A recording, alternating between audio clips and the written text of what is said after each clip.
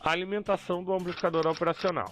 Então, pessoal, é bem comum os alunos aí não terem uma fonte simétrica em casa. O que é uma fonte simétrica? É aquela fonte que tem pronto para nós usarmos tensões negativas e tensões positivas. Para quem não tem, pode estar pegando até uma fonte ATX aí de computador, ela tem aí alimentação simétrica, né? Eu tenho tensões positivas e tensões negativas. Se vocês acham que é importante aí eu mostrar como monta uma fonte aí de bancada através de uma fonte ATX, mostrar aí na fonte ATX quais são os terminais simétricos aí que eu tenho, né? Os negativos e os positivos, eu posso estar montando aí um vídeo para falar sobre isso. Então aqui, os amplificadores aí normalmente são projetados para serem alimentados simetricamente. Entretanto, na prática nem sempre dispomos de fontes simétricas, mas podemos improvisá-las utilizando fontes simples, ou seja, aquela fontezinha que vai de 0 a 15 volts, de 0 a 30, eu não tenho negativo. Como que eu faria isso? No caso, ó, se eu tenho duas fontes aí disponíveis para mim, eu posso estar ligando as fontes em série. Ou seja, eu vou pegar o terminal positivo da fonte e vou ligar no negativo da outra. E esse meio, essa ligação aí vai ser o meu ground, o meu GND aqui. E a parte positiva que sobrou de uma das fontes vai ser a alimentação positiva. E a parte negativa que sobrou de uma das fontes vai ser a alimentação negativa. Isso usando duas fontes. Aqui eu posso usar também duas baterias de 9 volts. Vou fazer o mesmo processo. Eu vou ligar o positivo de uma e o positivo da outra. Posso estar usando duas pilhas, indiferente da fonte de alimentação. Pode ser bateria, pilha, pode ser uma bateria de moto, uma bateria de carro, independente do valor da bateria. Poderia ser uma bateria de BIOS. Então, se eu tenho duas baterias, eu faria dessa maneira. Então, caso eu tenha em casa aí uma fonte de 0 a 30 ou uma bateria de 9 volts, como que eu posso estar dividindo apenas com uma bateria ou com uma fonte de alimentação?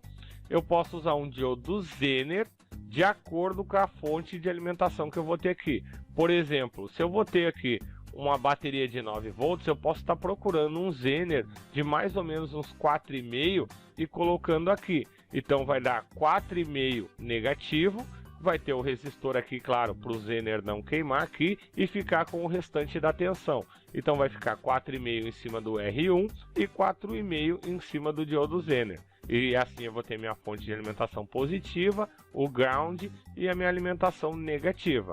E aqui por terceiro, aqui o mais comum, o mais utilizado aí que eu faço com os meus alunos também, eu tenho ao meu dispor lá na escola fontes de 0 a 30 ou até mesmo baterias, como eu já comentei antes, né? Eu vou usar dois resistores iguais, vou dar um exemplo aqui 10K, um resistor de 10K aqui de 1/4 de watt e outro resistor aqui de 10K, 1/4 de watts aqui no R2. Então vai ser dois resistores iguais, pode ser 1K, 1K, 10K, 10K, 100K, 100K, não interessa o valor. Claro que dependendo da tensão que eu vou ter aqui, eu não vou poder colocar, por exemplo, um resistor de 100 ohms. Eles vão queimar, né? Eles vão esquentar tanto que vão queimar. Então aqui de 0 a 30, recomendo dois resistores aqui de 10K, 1/4 de watts, que eles vão funcionar ok aí. Normalmente, se eu parar para analisar em ambos os casos aqui, o meu GND ou ground da fonte vai ser o negativo e aqui vai ser a alimentação positiva. Porém, quando eu faço um divisor resistivo aqui, dois resistores de 10K, a parte que seria o GND da fonte vai se tornar o meu menos VCC. E o meu meio dos dois resistores vai ser o meu GND. Eu sempre comento para os meus alunos, como lá na fonte está escrito GND aqui, eles acabam se confundindo. Então o que eu digo? Esse aqui é o GND2. Todas as medições que vão ser feitas, ou no esquemático, quando desligue no GND, eu estou me referindo ao GND2. Porque a partir do divisor aqui, o meu negativo, o meu GND da fonte, não é mais GND. Ele é o que? Ele é o menos VCC. E a parte positiva é o mais VCC. Essa aqui eles conseguem interpretar legal, mas quem está iniciando aí na eletrônica acaba confundindo, né? Aparece GND aqui, eles ligam aqui no GND da fonte porque está escrito na fonte GND, né? Então, como eu fiz esse divisor resistivo, as minhas referências agora vão ser sempre em cima do GND2, que é esse cara aqui. A eletrônica trabalha aí com DDP, é diferença de potencial. Então aí, se eu estou adquirindo a referência para as medições de um ponto que não é o GND da fonte, a partir daquele momento eu estou comparando a diferença de potencial daquele ponto em relação aos outros. Se eu pegar aqui, colocar meu multímetro no meio dos dois resistores, a ponteira preta, esse aqui é o meu referencial. A partir desse ponto eu vou estar medindo os outros. Então eu vou manter a ponteira preta aqui e vou medir aqui. Se for uma bateria de 9 volts, vai estar aparecendo mais 4,5. Porque desse ponto até esse eu vou ter os 4,5. Se eu pegar, manter a minha ponteira preta aqui no meio e botar a vermelha aqui, eu vou ter menos 4,5. Por quê? Porque eu estou medindo a diferença de potencial deste ponto para este e depois deste para este. Eu não estou medindo com a ponteira preta aqui embaixo e medindo para o VCC. Claro que se eu colocar a ponteira preta aqui no menos VCC e no mais VCC, eu vou estar medindo a minha fonte de alimentação. Daí vai sair ali ou os 30 volts ou os 9 volts da bateria. Mas agora a minha nova referência é o meio dos resistores. Esse é o meu novo GND, ou GND2, como eu falo para os meus alunos. Caso tenha alguma dúvida nessa parte aqui, que eu acredito que a grande maioria, quando está iniciando na eletrônica, tem uma dificuldade aqui em fazer divisores de tensões e entender referências, né? Podem estar botando aí nos comentários que eu vou trazer uma aula mais voltada a essa, fazer simulações para vocês conseguirem entender melhor. Então, pessoal, só para trazer uma luz aí que o pessoal acaba tendo uma dificuldade entendendo sobre a impedância de entrada e a impedância de saída.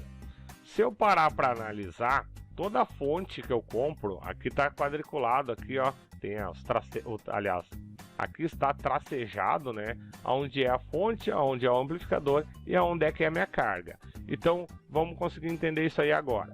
Aqui é a minha fonte de alimentação, a da bancada, pode ser uma bateria de carro, uma bateria de 9 volts, uma pilha da BIOS, essa aqui é a minha fonte. Então, as fontes, nenhuma delas é ideal. O que é uma fonte ideal? Ela pode fornecer qualquer corrente. Todas elas têm uma resistência interna. É bem pequena essa resistência interna aí. Porém, ela existe. Por exemplo, se eu ir lá medir a minha bateria de 9 volts, ela é dificilmente que ela vai estar 9 volts exata. Ela sempre vai ter um pouquinho menos, que seja 8.9, 8.95, ela tem um pouquinho menos. E ela está limitada a uma corrente que ela pode fornecer. Então, essa resistência interna que tem dentro dela, a gente chama de RS. E o VS seria a tensão que sai dela, né? Seria os 9 volts, 30 volts aí. Como funciona? Como o meu amplificador, eu disse que ele tem uma alta impedância de entrada, praticamente eu tenho uma resistência aqui enorme e aqui uma resistência pequena. Como a gente sabe, na eletrônica, se eu tenho um divisor de tensão, no caso aqui eu vou ter um divisor de tensão, né? Eu tenho duas resistências em série aqui. E esse aqui é um dos pontos de entrada que vai ter no meu amplificador operacional. Poderia ser, como eu não estou numerando aqui, poderia ser a inversora e aqui embaixo a não inversora, ou o contrário. Mas de qualquer maneira, independente de qual delas é, como essa resistência de entrada aqui é muito, mas muito maior do que essa aqui, a gente pode pensar essa aqui como sendo 1 ohm e essa aqui sendo 10 mega ohms. Então vai ficar praticamente toda a tensão que a fonte fornece em cima dessa impedância de entrada aqui, dessa resistência de entrada. O que vai acontecer? A tensão que eu colocar na fonte vai estar toda em cima da entrada do amplificador operacional. Com isso, eu vou conseguir trabalhar com mais precisão. Se eu estivesse fornecendo aqui 12 volts, teria 11.99 em cima da minha resistência de entrada, da minha impedância de entrada, e teria praticamente nada na resistência da fonte.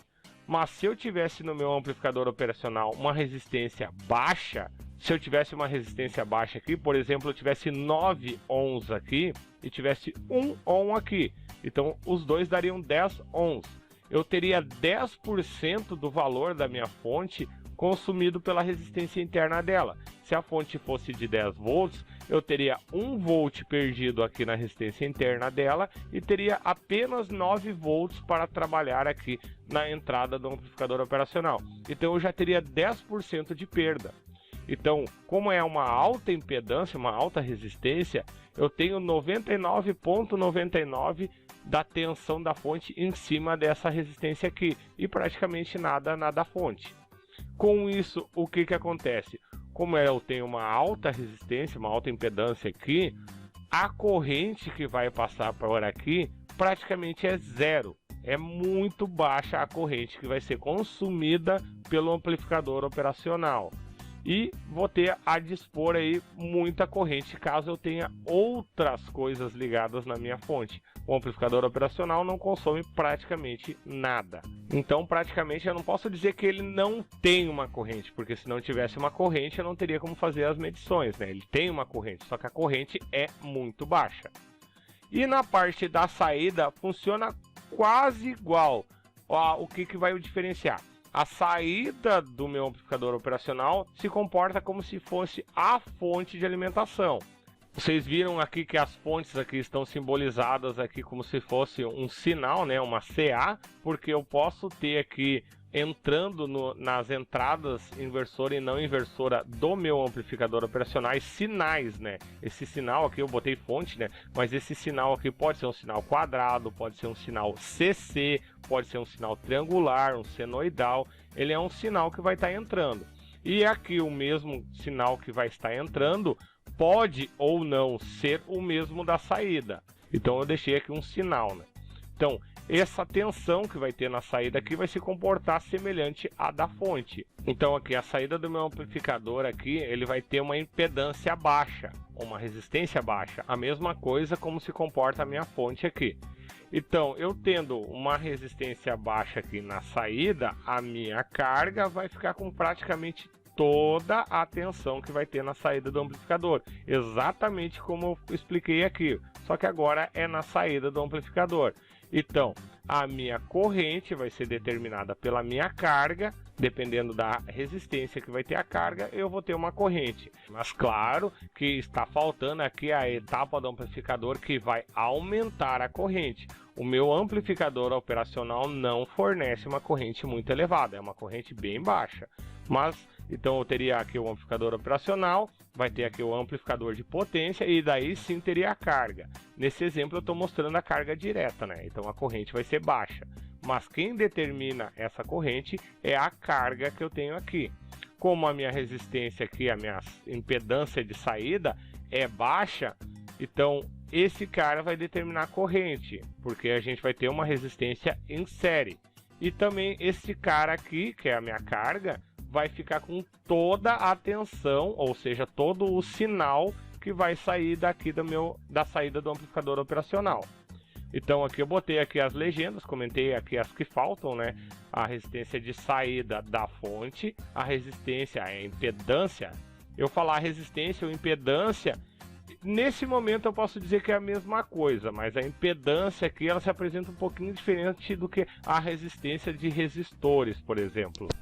Então aqui o R1, que seria a minha impedância de entrada, e o RL, que é a minha carga, IL é a corrente da carga, L de load, né, carga, e aqui VO, que seria a tensão de saída, o sinal de saída do meu amplificador operacional, e o VS, que é a tensão source, a tensão de alimentação aqui.